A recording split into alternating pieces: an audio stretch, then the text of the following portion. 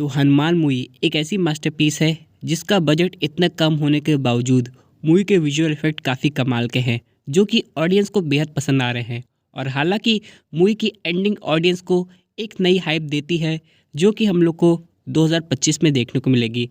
अगर आप लोग ने मूवी देख ली होगी तो आप लोग समझ गए होंगे मैं किस चीज़ की बात कर रहा हूँ, यानी इसके सेकंड पार्ट जय हनुमान की। तो आज हम लोग बहुत सारी हिडन डिटेल्स को समझने की कोशिश करेंगे, लेकिन ये वीडियो मेरे उन्हीं दोस्तों के लिए है जो ये मूवी देख ली है, क्योंकि आज के इस वीडियो में हम लोग स्टोरी की बात करने वाले हैं और बहुत सारी ऐसी डिटेल जो कि जो नई ऑडियंस है उनके लिए स्पॉइलर हो सकता है। तो अगर आप लोग ने मूवी नहीं देखी है तो प्लीज़ आप इस वीडियो को अभी भी अवॉइड कर सकते हैं, लेकिन अगर आप लोग ने देख ली है तो चलिए हम लोग शुरू करते हैं और पता करते हैं कि हिडन डिटेल्स के बारे में क्या क्या चीज़ है। सबसे अच्छी बात जो मुझे इस मूवी में पसंद आई है कि यहाँ पे ऑडियंस की क्यूरियोसिटी को थोड़ा बहुत सॉल्व किया गया है। जैसे कि हम लोग बात करें उस मणि के बारे में जिसमें हनुमान जी का रक्त बीज था, वो जब गिरता है तो इसी हीरो के आंखों के अंदर आ जाता है, यानी कि अब वो चीज़ परमानेंट हो गई है।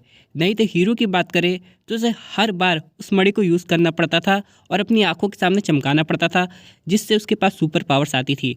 लेकिन अब रक्त बीज का अंदर जाना एक चीज़ क्लियर करता है कि हीरो के पास सुपर पावर परमानेंटली आ गई है और अब इसे कोई भी नहीं छीन सकता है। ये तो हमेशा मणि खोने का या किसी और की छीने जाने का डर रहता था।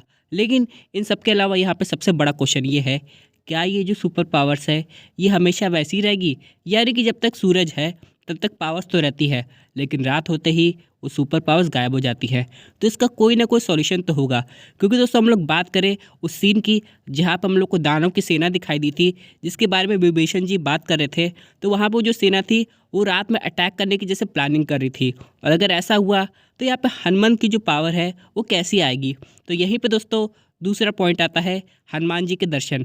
अब हनुमान जी जब हनुमंत के सामने आ गए तो हम लोग ये देख सकते हैं कि हनुमंत की आंखों में वो तो हम लोग को पूरे क्लियर दिखाई दे रहे थे, लेकिन हनुमान जी का पूरा फेस ठीक से रिवील नहीं हुआ था।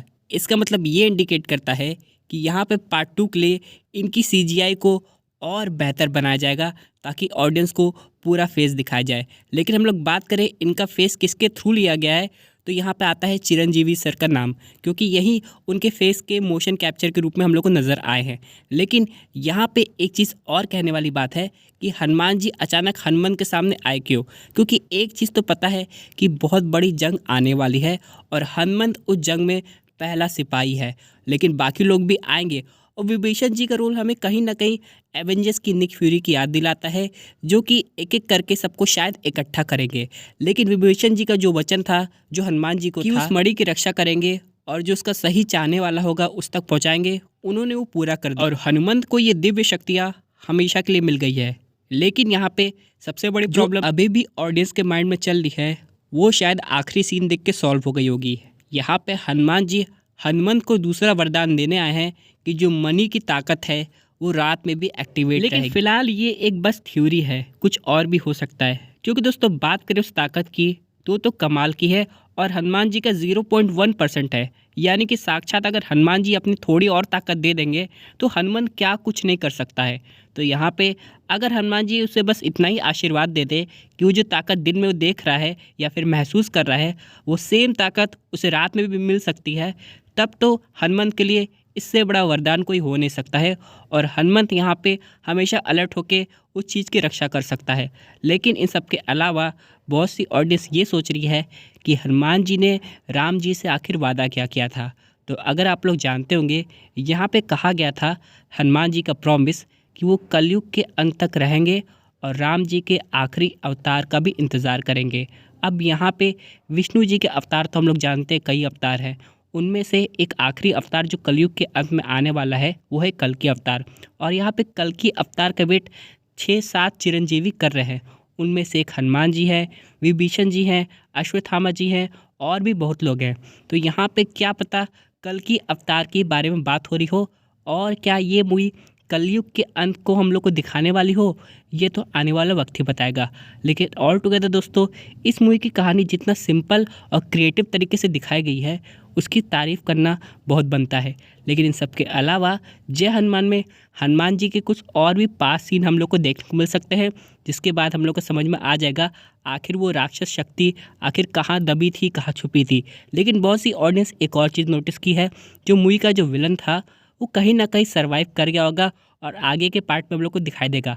हालांकि उसे हनुमान जी की शक्तियाँ तो नहीं मिल पाई, लेकिन मणि के टूटने के बाद दैत्यों की शक्ति एक्टिवेट हो गई है और कहीं ना कहीं हो सकता है वो उनके पास जाएगा या दैत्य उसे ही खोज लेंगे अपना नया सेनापति बनाने के लिए और उसे कुछ काली शक्तियाँ दे देंगे, जिसके बाद दोस्तों वो और ताकतवर बन के आ सकता है।